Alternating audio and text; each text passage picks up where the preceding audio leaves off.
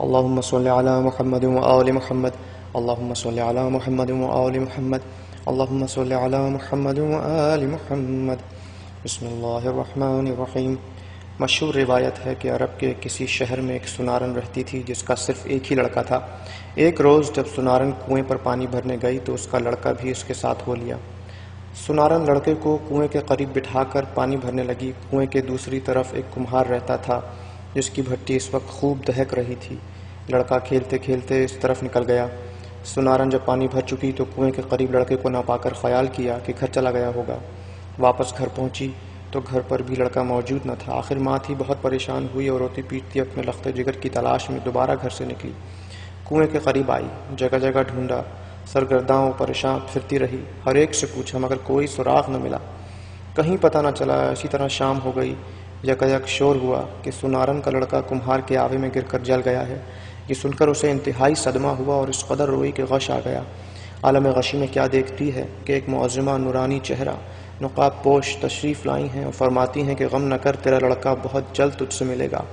تو نیت کر لے کہ اگر میرا لڑکا صحیح و سالم بھٹی میں سے زندہ کھیلتا کودتا نکل آئے تو میں جناب سیدہ سلام اللہ علیہ کی کہانی سنوں گی۔ سنارن نے فوراً عالم غشی ہی میں نیت کر کے منت مان لی۔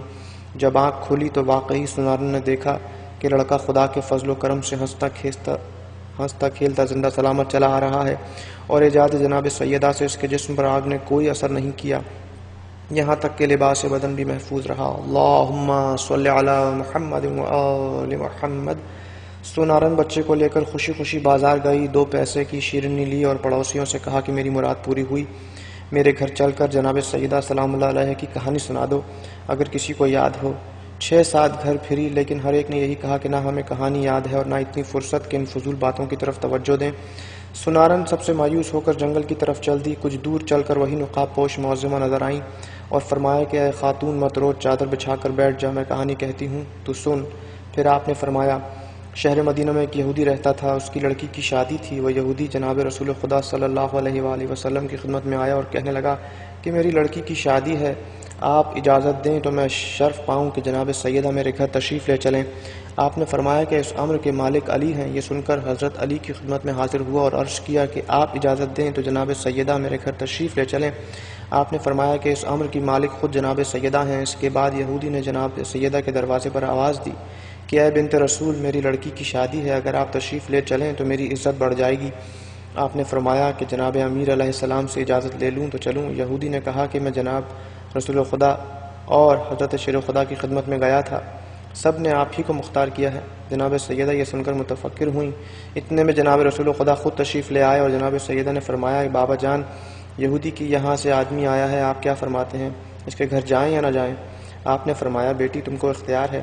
جناب سید نے عرض کیا کہ بابا جان، آپ کی سخت توہین ہوگی کیونکہ ان کی عورتوں کے جسم پر عمدہ اور نفیس لباس و زیورات مزین ہوں گے اور میرے پاس وہی پھٹے پرانے کپڑے ہیں جس میں جا بجا خرمے کے پیوند لگے ہیں۔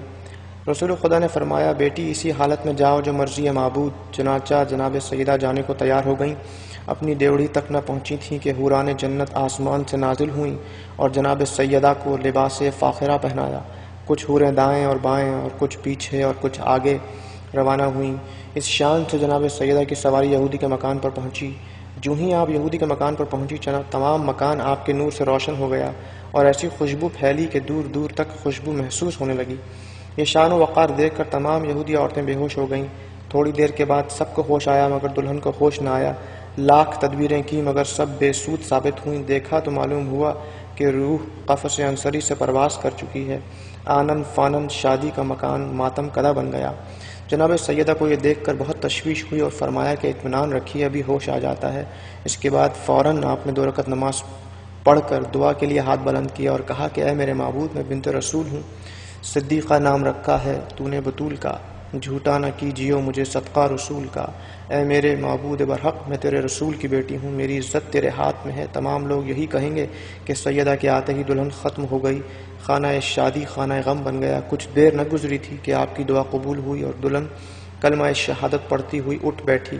اللہم صلی علی محمد وآل محمد کہنے لگی میں شہادت دیتی ہوں کہ خدا وحدہ لا شریک ہے، حضرت محمد مصطفیٰ رسول برحق ہیں اور آپ ان کی دختر ہیں۔ آپ مجھ کو مذہب اسلام کی تعلیم فرمائیں۔ اور اس طرح صدق دل سے وہ عورت مسلمان ہو گئی۔ جناب فاطمہ زہرا کا یہ اعجاز دیکھ کر 500 یہودی مرد اور عورت مسلمان ہو گئے، اور آپ کو سب نے نہایت عزت و حرمت کے ساتھ رخصت کیا۔ ایک عورت آپ کی کنیزی میں دی اور آپ اپنے دولت خانے پر واپس تشریف لے آئیں۔ تمام ماجرا جناب رسول خدا سے بیان کیا۔ رسالت میں آپ صلی اللہ علیہ وآلہ وسلم نے بھی خدا کا شکر ادا کیا۔ یہ کہانی سنارن سے کہہ کر جناب سیدہ روپوش ہو گئیں۔ سنارن جب اپنے گھر واپس آئی تو کیا دیکھتی ہے کہ جن جن لوگوں نے کہانی سننے اور سنانے سے انکار کیا تھا اور فضول سمجھا تھا، ان کے گھروں میں آگ لگ گئی تھی۔ جس طرح سنارن کی مراد پوری ہوئی، خداوند عالم جناب سیدہ صلوات اللہ سلام اللہ علیہ جملہ سننے والوں کی مرادیں پوری کرے۔ آمین ثم آمین بحق محمد وآل محمد۔ اللہم صلی علی محمد وآل محمد۔ اللہم صلی علی محمد وآل محمد۔ اللہ